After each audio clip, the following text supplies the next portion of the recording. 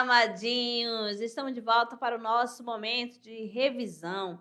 Aula 51.2, falando de quê? De concordância verbal, parte 2, exatamente, né? Cada um de vocês já criaram um conceito, né, sobre o que é concordância. A concordância vai estar de acordo com o quê? Com a pessoa do discurso, de acordo com o nome. Isso se falar da concordância verbal. Se falar da concordância nominal, vai estar de acordo com o quê? Em gênero e número. Então, vamos lá? De olho na tela. Temos aqui, é como os verbos se relacionam com os outros termos, as quais as alterações necessárias devem ocorrer no verbo para que a concordância seja possível. Então, nós temos aqui, nós devemos nos expressar com liberdade e responsabilidade. Nós é a primeira pessoa do plural e o verbo também está na primeira pessoa do plural, certo?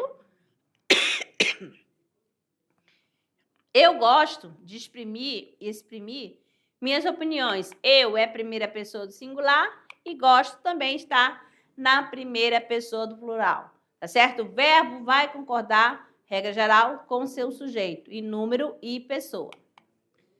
Agora, os casos especiais. Se eu tenho um verbo mais sujeito composto, o que vai acontecer?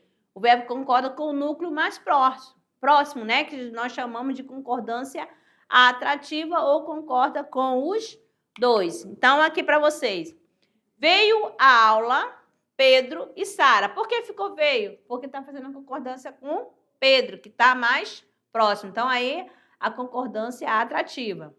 Vieram à aula Pedro e Sara. Aí já fez a concordância com os dois. Aí por isso que o verbo ficou no plural. Muito bem. Sujeito composto mais verbo. Verbo no plural. Angústia, olha aqui o núcleo. Raiva, profunda, forte, rancor, dominava. Olha só, quando o sujeito é composto, apresenta mais de um núcleo, certo? Se apresenta mais de um núcleo, sujeito composto, o verbo vai fazer a concordância com ele. Sujeito composto, quando esse núcleo formarem uma gradação, né? Aí nós temos aqui. Aí vai fazer a concordância com a palavra que você quer dar mais ênfase, certo? Então, tem uma angústia, raiva profunda. A raiva profunda, um forte rancor, dominava a população daquele local, certo? Por isso que ficou aqui. Dominava, um forte rancor que dominava, beleza? Agora nós temos expressões partitivas mais o que? Substantivo no plural. O verbo poderá ir para o plural ou ficar no singular. Então, a maioria das pessoas compareceu ou compareceram. Se ficar compareceu, porque está fazendo a concordância com a palavra a maioria. Se ficar no plural, é porque ficou fazendo concordância com a parte que está especificada, certo? Agora, o sujeito, se for o pronome que é o pronome relativo, o que você vai observar? Qual a palavra que apareceu antes? Esse que está se referindo a quem, né? Ou a que. Então, o artigo que está na internet, ó, o artigo que está fala sobre a liberdade de opinião. Então, você viu aí, é a palavra artigo, tá bom? Então, é da terceira pessoa, então o verbo ficou na terceira pessoa do singular. Agora, o verbo ser. O que você vai observar? Ele sempre vai fazer a concordância, né? Com o numeral, com o algarismo. Então, são 2 horas, é 1 hora. Daqui ao sítio são 100 quilômetros. Da casa ao clube é 1 quilômetro. É 1º de abril, são 12 de junho, certo? Então, o verbo ser sempre vai fazer a concordância com a expressão numérica, com o algarismo, tá bom? Então, amados, ficamos por aqui. Daqui a pouco as atividades. Até lá.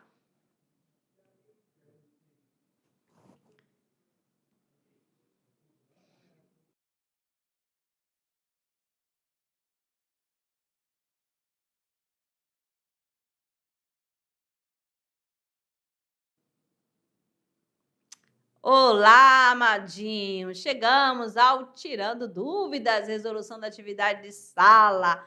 Vamos lá, então, a nossa primeira questão. Temos aqui o seguinte, né? O trecho a seguir foi retirado de uma reportagem sobre desigualdade social no Brasil. Presta atenção, tá bom? Em muitas regiões do país, o espaço profundas desigualdades no acesso à educação básica. Então, de acordo com a norma padrão, preste atenção, né, da língua portuguesa, a forma verbal que completa corretamente a lacuna.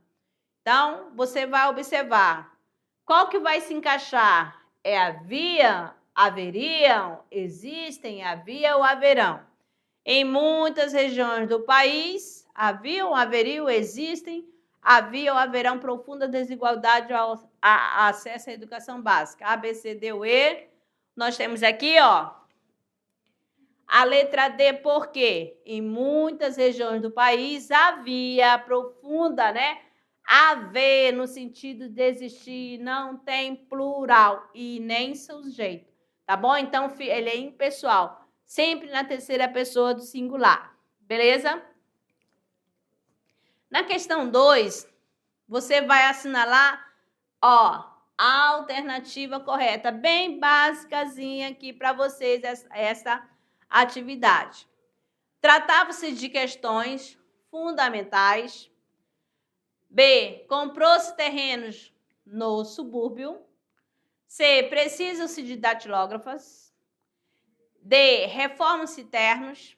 E, obedeceram-se aos severos regulamentos. O que você tem que observar? Nós já estudamos aqui a voz passiva, né? Nós estudamos índice de determinação do sujeito e também nós estudamos o quê? O pronome apassivador, tá certo? Quando for pronome apassivador, né? Ou passiva sintética, você já sabe que tem o quê? O sujeito e o verbo vai ficar no singular ou vai ficar no plural, beleza? Aqui tratavam-se, aqui na primeira, não é por quê? Porque o verbo tratar, tratava-se de quê? Ele é um verbo transitivo direto, tá certo? Ele teria que ficar o quê? Ele teria que ficar na terceira pessoa do singular, e ali está no plural. Já na B, não é por quê? Porque terrenos, né? Terrenos, tá no plural. Comprou-se terrenos, então compraram-se, né? Compraram-se terreno. Então, aqui o verbo ficou no singular, não fez a combinação. A mesma coisa, um reforço para vocês, é da letra C, que o verbo precisar, ele é verbo transitivo indireto, tá? Aqui é a preposição. Quando o ser, né, acompanhar verbo transitivo indireto, ele vai ser o quê? Índice de determinação do sujeito. Se é um sujeito indeterminado, o verbo fica na terceira pessoa do singular, tá certo?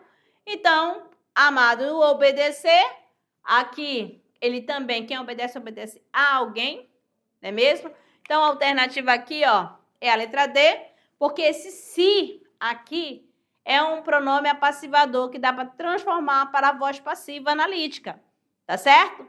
Então, ternos são reformados. Beleza? Vamos à próxima. Qual a alternativa em que as formas dos verbos bater, consertar, haver nas frases abaixo são usadas na concordância correta? Então, nós temos aqui 3 frases, né? 3 orações. A aula começa quando? 8 horas. Nessa loja, relógios de parede. Ontem, ótimos programas de televisão. Então, aqui nós temos, na letra A, bate, conserta, se houve. B, bate, conserta, se havia. C, bateram, conserta, se houveram. D, batiam, consertar-se-ão, haverá. E, bate, consertarei e haviam. Qual é a alternativa? Você vai encaixando em cada lacuna. Aí você vem aqui, as aulas começam quando batem, né? Bate 8 horas. Nessa loja, o que nós temos aqui? Conserta-se relógio de parede. Aí a próxima. Ontem, né? Houve ótimos programas, né? Então, o verbo haver, né? É o quê? Impessoal, terceira pessoa do singular. Agora, aqui já eu cliquei 2 vezes, já veio com a resposta, né? Que era para marcar a concordância verbal que não está de acordo com a gramática normativa, não é mesmo? Então, aqui, ó, faziam anos que o país não acolhia democraticamente o presidente. Ó, verbo fazer, indicando tempo transcorrido, tempo passado, ele tem que ficar o quê? Na terceira pessoa do singular, porque ele é impessoal. Então, o verbo fazer indicando tempo é impessoal. O correto seria: faz anos que o país não escolhia democraticamente o presidente. Tá certo? A primeira está correta, tá certo? Porque ouviram-se as notícias mais desencontradas. Trata-se de questões muito sérias. Aqui, ó, esse trata-se. Aqui o sujeito é indeterminado, esse se é indeterminação do sujeito. Poderá haver comentário. Aqui nós temos o verbo haver, tá certo? Como impessoal. Verbo haver no sentido de existir, não tem plural, nem sujeito, se auxiliar também. Então, aqui, ó, ele tá com auxiliar, continua no singular. Deveriam existir situações menos constrangedoras. Já aqui, ó, eu não estou com o verbo haver, mas eu estou com existir. Ó, e tanto que ficou o quê? No plural. E, ó, porque tem a palavra situações. Beleza? Certo? Eita! Vamos que vamos agora para o nosso decolando para o futuro, amadinhos. Nós temos aqui uma questão do Enem.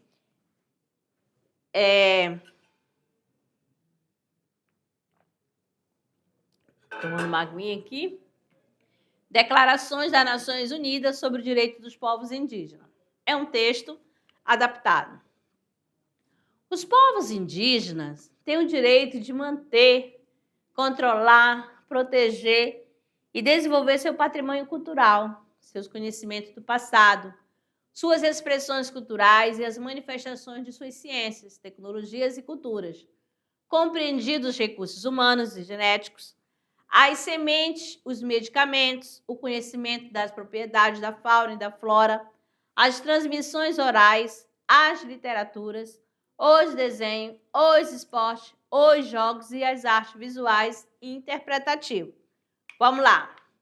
Aqui, os direitos reconhecidos no texto representam a multiplicidade dos troncos linguísticos, B, ampliação das influências externas, C, complexidade dos saberes tradicionais, D, sofisticação das práticas de sobrevivência e diversificação da economia de subsistência.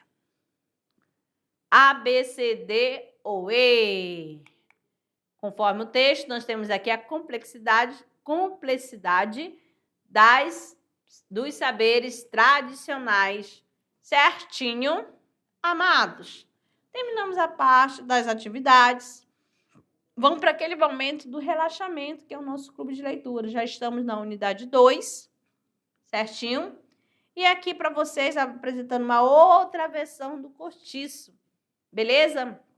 Aqui, ó, a história gira em torno do cortiço de João Romão, um comerciante ambicioso que acumula riqueza explorando seus inquilinos. Ele mantém uma relação interesseira, né, com a Bertoleza, uma escravizada que acredita estar alforriada. O romance também acompanha os personagens como Jerônimo, Rita, Baiana, que simbolizam diferentes aspectos do comportamento humano influenciado pelo meio, tá certo?